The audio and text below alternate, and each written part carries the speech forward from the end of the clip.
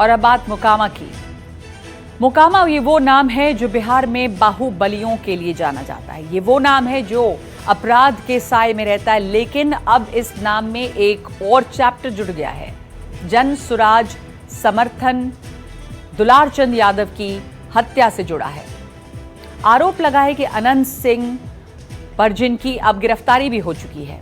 गिरफ्तारी के बाद अनंत सिंह को एडीजी 3 के कोर्ट में पेश किया गया और यहीं से उन्हें 14 दिनों की न्यायिक हिरासत में भेज दिया गया। अब अनंत सिंह का नया ठिकाना पटना की बेऊर जेल है। लेकिन सवाल है कई हैं जो अब खड़े हो रहे हैं कि आखिर दुलारचंद की हत्या के पीछे असल वजह क्या थी? क्या ये हत्या सुनियोजित साजिश थी या फिर जैसा कि तस्वीरों में दिखाई दे रहा है, 2 प्रत्याशियों के काफिले आमने सामने आए, झड़प हुई, फिर पत्थरबाजी, गोली चली और हत्याकांड को अंजाम दिया गया।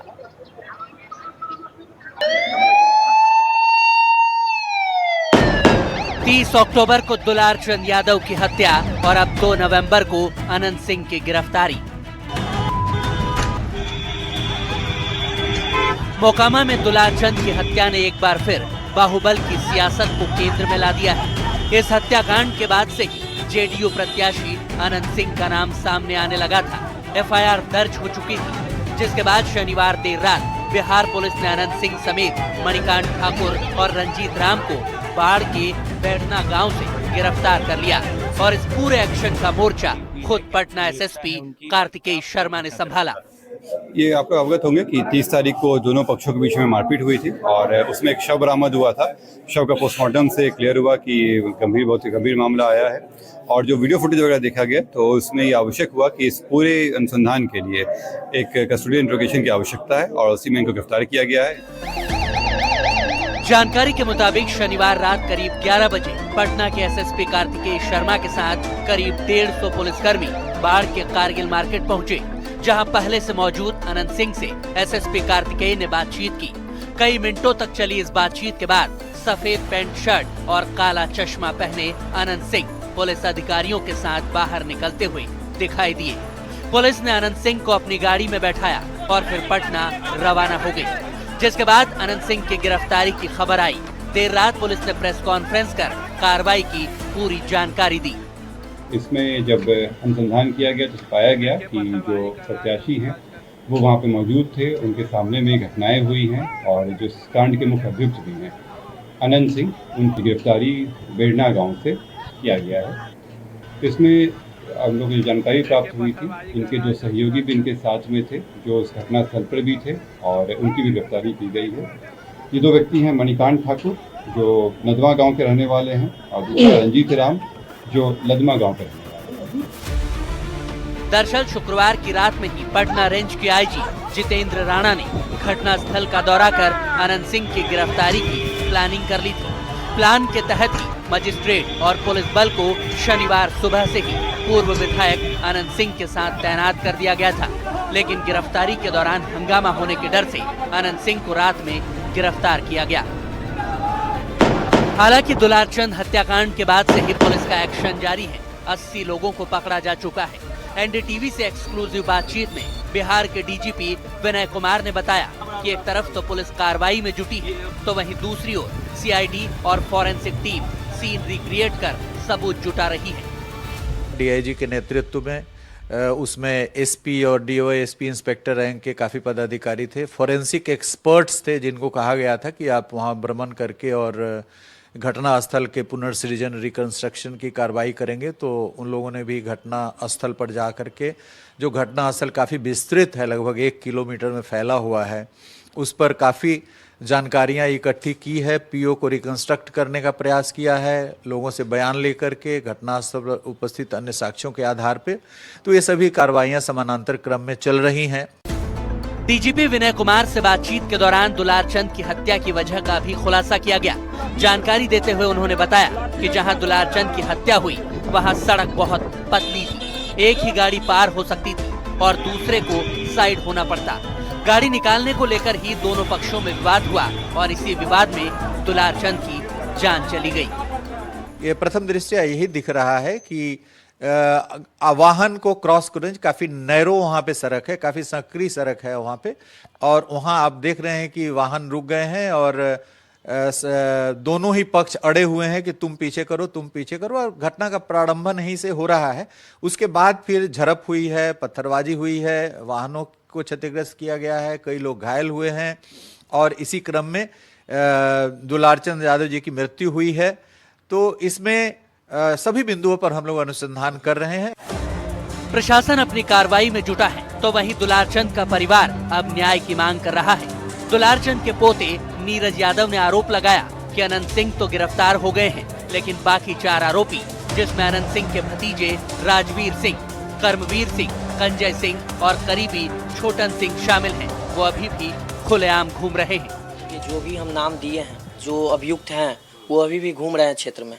अभी भी मतलब कल जैसे हम सब केस करने के बाद वो अनंत सिंह प्रचार करने के लिए निकले हुए थे क्षेत्र में।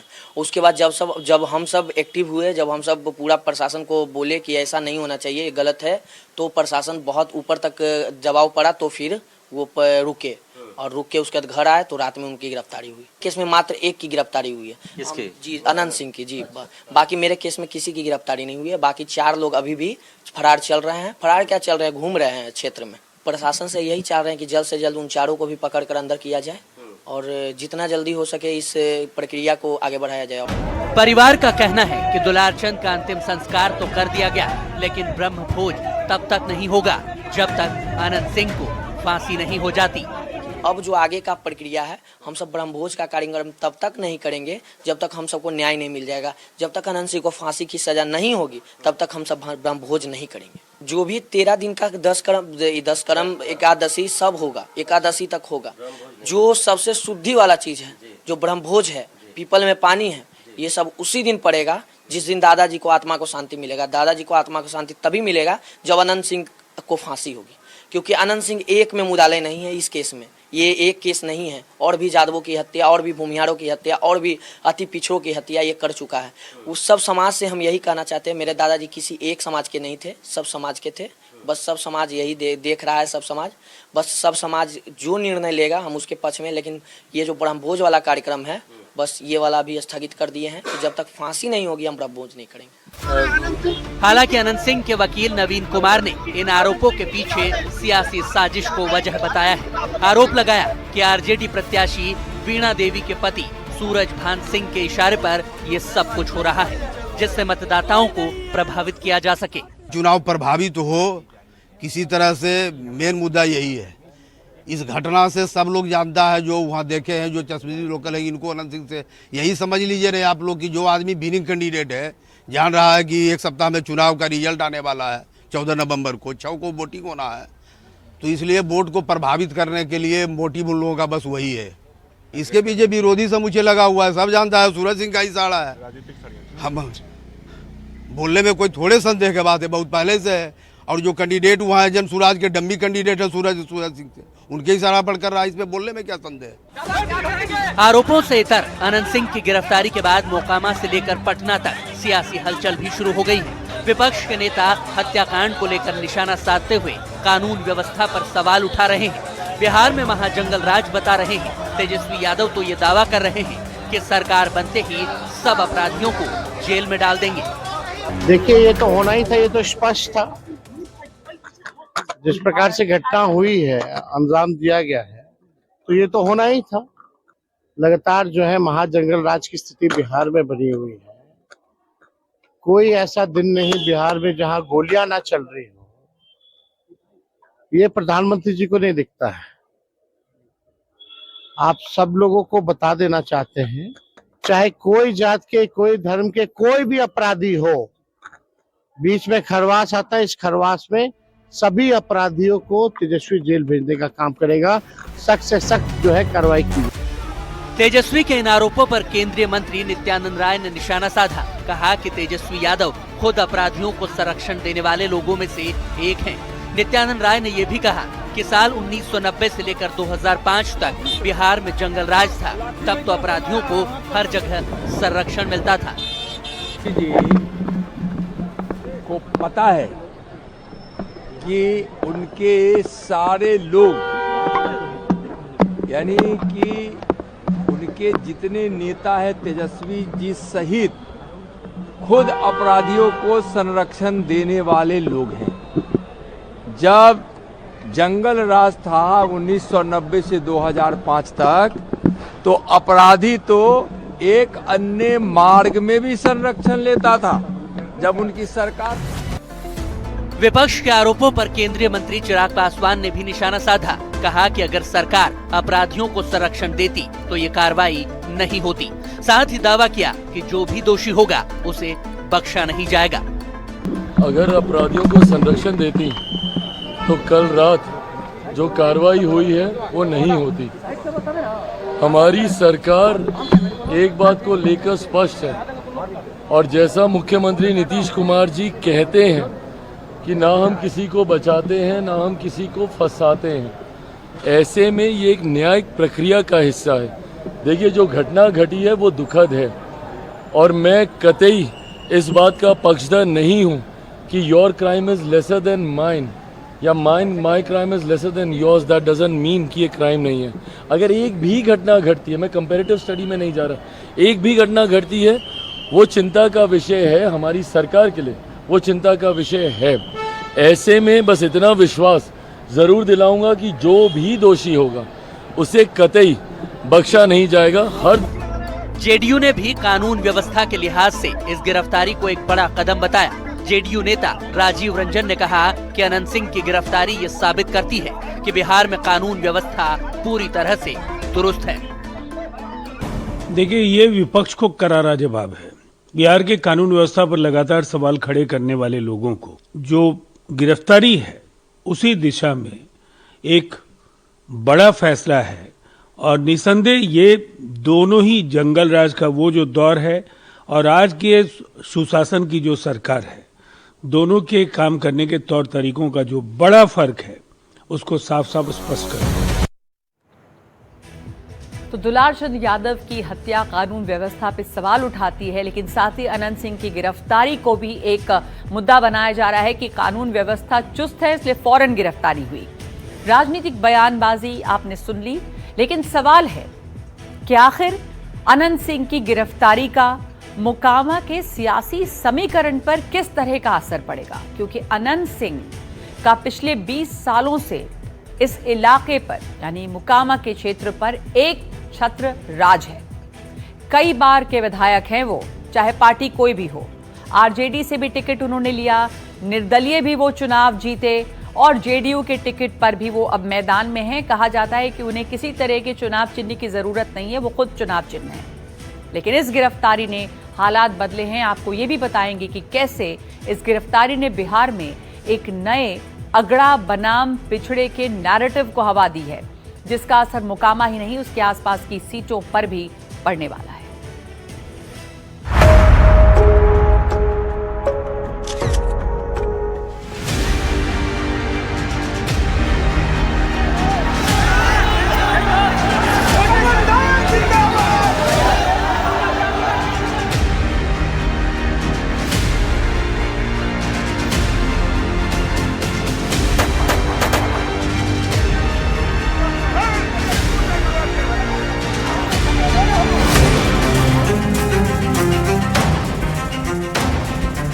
बिहार वो सूबा है जिसके धड़कन में दिन रात सियासत बसती है, जहां छोटी छोटी बात पर गोलियां बरसती है। ये वो बिहार है जिसमें कई बार विकास भी जातिवाद को मुंह चिढ़ाता नजर आता है। उसी बिहार में चुनाव है, और इन्हीं चुनावों के बीच अब मोकामा की धरती खून से लाल हो गई।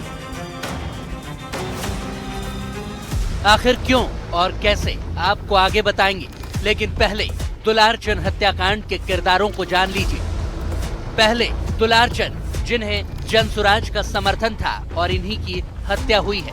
दूसरे अनंत सिंह, जो जेडीयू के प्रत्याशी हैं और अब उन्हें गिरफ्तार किया गया है। तीसरे सूरजभान सिंह, जो खुद बाहुबली हैं, सांसद रह चुके हैं, और इनकी पत्नी वीणा देवी इस बार आरजेडी के टिकट पर चुनाव लड़ रही है। और चौथे पीयूष प्रियदर्शी, जो जनसुराज के प्रत्याशी हैं। पीयूष के ही समर्थन में दुलारचंद प्रचार कर रहे थे, लेकिन जैसे ही दुलारचंद का मर्डर हुआ, एक बार फिर बाहुबलियों की सियासी जोर आजमाइश सामने आ गई। बयान पॉलिटिकल मर्डर की ओर इशारा करने लगे और आरोप लगे अनंत सिंह पर। 6 राउंड फायरिंग हुआ, अब प्रशासन का मिली भगत था, प्रशासन मेरा पीछे पीछे आ रहा था, लेकिन पंडारक से पहले कुल प्रशासन आगे भाग गया, उसके बाद पीछे से हम लोग पे हमला किया गया। अब मेरी आधी से ज्यादा गाड़ी को पीछे ही से घुरा दिया गया ताकि भीड़ ना बढ़े। बारूद और बाहुबल के समर्थन से जब सियासत आगे बढ़ती है तो कई विचार कुचल दिए जाते हैं। इस बार तो इंसान कुचल दिया गया, गोली मारी गई, सियासी बदले की बातें हुई और आरोप प्रत्यारोप का दौर शुरू हो गया। अब पंजा को लंगड़ी में पहन लेता, रेलवे वाला को रोड़ा रख लेता, एकदम फूल तैयारी सूरज भान के यह था कि लड़ाई झगड़ा कैसे हो जाए तब वोट में ऐसे हो जाए, सूरज भान का ही खेला। दुलारचंद के पट्टा रख लेता, दिन भर गाड़ी दबाना, दिन भर कथी करना। दुलारचंद भी जमात में सबसे पहले दुलारचंद ने हाथ छोड़ा है पुल पर। बिहार विधानसभा की इलेक्शन है सामने और ऐसी घटना हुई। घटना कोई रात में नहीं हुई, दिन में हुई। दिन में किस तरह माहौल हुआ, क्या इसका क्या मेरे देश पर क्या प्रभाव पड़ेगा, हमारे राज्य पर क्या प्रभाव पड़ेगा, इसके लिए तो बढ़ चढ़ के जो घटना हुई इसकी जितना निंदा की जाए वे कम है। जिस जगह ये हत्याकांड हुआ उसको लेकर जानकार बताते हैं कि ये वो इलाका है जो अपराध और बाहुबल के साये में रहा है, लेकिन इस बार दुलारचंद का मर्डर क्यों हुआ, इसको लेकर तमाम अलग अलग थ्योरीज हैं। इसमें एक थ्योरी जनसुराज पार्टी के प्रत्याशी पीयूष प्रियदर्शी ने भी बताई। उनके मुताबिक बदमाश उनको मारना चाहते थे, लेकिन गोली दुलारचंद को लगी। कि वहाँ से आवाज आई मार पीयूष के, अपने लैंग्वेज उन्होंने बोला मार पीयूष के, ढेर नेता बनता है, ये विधायक बनता है, इस तरह से जो है उन्होंने जो बोला पीयूष को मारो ये बहुत नेता बनता है। ये किसने बोला? ये आवाज आया संभवतः अनंत सिंह का ही था। नहीं, लेकिन अनंत सिंह तो कह रहे हैं कि वो 20-30 गाड़ियां आगे चल रही हैं। नहीं, इनिशियल का मैं बता रहा हूँ। उस समय क्या हुआ, उसके बाद जो है 15 से 20 लोग जो आए इसमें, और मैं बताना चाहता हूँ 5 प्राइवेट गनर और 4 सरकारी गनर, 9 गनर थे टोटल, और उसके पीछे 15 अपराधी, 15 एकदम जो है ना प्रॉपर डंडा लेकर के अपराधी किस्म में लोग आए और उन्होंने हमारी गाड़ी का जो शीशा तोड़ना शुरू कर दिया। सामंतवादी ताकतें मोकामा में बहुत अधिक हावी हो गई हैं और उनका खात्मा होना बहुत जरूरी है। आप भावुक हो रहे हैं? भावुक तो संबंध, अरे मेरे पिता समान थे, मेरा खून का रिश्ता नहीं था, लेकिन उससे बढ़ के था, एकदम हमको बहुत प्यार करते थे, हम भी उससे बहुत प्यार करते थे। हालांकि दुलारचंद के पोस्टमार्टम में ये साफ हो गया कि मौत गोली लगने से नहीं बल्कि कुचलने से हुई है। दुलारचंद के शरीर पर गंभीर चोटें थी और उनकी पसलियां भी टूट गई थी। इसके साथ ही दुलारचंद को हार्ट अटैक भी आया और पोस्टमार्टम रिपोर्ट में फेफड़ा फटने की भी पुष्टि की गई। लेकिन सवाल ये उठ रहा है कि आखिर ये हत्या है या फिर कोई हादसा। हालांकि इन्हीं अटकलों के बीच पटना पुलिस ने 60 घंटे बाद मोकामा से जेडीयू के प्रत्याशी और दुलारचंद हत्याकांड में आरोपी बाहुबली पूर्व विधायक अनंत सिंह को गिरफ्तार कर लिया, जिससे मोकामा से लेकर पटना तक सियासी हलचल तेज हो गई। सवाल है कि आखिर इस गिरफ्तारी से क्या असर पड़ेगा, क्योंकि अनंत सिंह ने गिरफ्तारी के बाद ही सोशल मीडिया पर एक भावुक अपील की है। अनंत सिंह की फेसबुक पोस्ट में लिखा गया है, सत्यमेव जयते, मुझे मोकामा की जनता पर पूरा भरोसा है, इसीलिए चुनाव अब मोकामा की जनता लड़ेगी। इस पोस्ट से माना जा रहा है कि अनंत सिंह भूमिहारों और अपने समर्थकों को गोलबंद कर रहे हैं। जानकारों के मुताबिक अनंत सिंह की गिरफ्तारी बिहार विधानसभा चुनाव में खासकर मोकामा विधानसभा क्षेत्र में एक अहम असर डाल सकती है। ये गिरफ्तारी चुनाव से ठीक कुछ दिनों पहले हुई है, जब मोकामा सीट पर 6 नवंबर को पहले चरण का मतदान होना है। दरअसल अनंत सिंह भूमिहार समुदाय से आते हैं। उनकी क्षेत्र और भूमिहार समुदाय में काफी मजबूत पकड़ है, लेकिन इस गिरफ्तारी से जेडीयू के लिए थोड़ी मुसीबत जरूर बढ़ सकती है। हालांकि अनंत सिंह की पत्नी नीलम देवी, जो पहले विधायक भी रह चुकी हैं, अब मुख्य भूमिका निभा सकती है। दूसरी ओर अनंत सिंह की गिरफ्तारी भूमिहार वोटों को एकजुट कर सकती है। सहानुभूति की वजह से मोकामा में ये चुनाव जातिगत राजनीति भूमिहार बनाम यादव को और भी गहरी कर सकता है। एक तरफ भूमिहारों का अनंत सिंह के पक्ष में लामबंद होने का अनुमान है, तो दूसरी ओर यादवों का पीयूष प्रियदर्शी की तरफ। ऐसे में किसको फायदा और किसको नुकसान होगा, ये तो आने वाले नतीजे ही बताएंगे। लेकिन ये कोई पहली बार नहीं है जब चुनाव के दौरान अनंत सिंह पर ऐसे आरोप लगे हों। तो आरोप पहली बार नहीं है, लेकिन चुनाव के ठीक पहले उनकी गिरफ्तारी किस तरह से चुनावी समीकरण को बदलेगी और क्या उनके समर्थक और खास करके उनकी जाति के जो भूमिहार वोटर्स हैं वो गोलबंद हो पाएंगे, ये एक बड़ा सवाल है कि क्या असर होगा इस मोकामा मर्डर का। तो आप देख रहे हैं मोकामा फाइल्स, एक ब्रेक ले रहे हैं इस वक्त।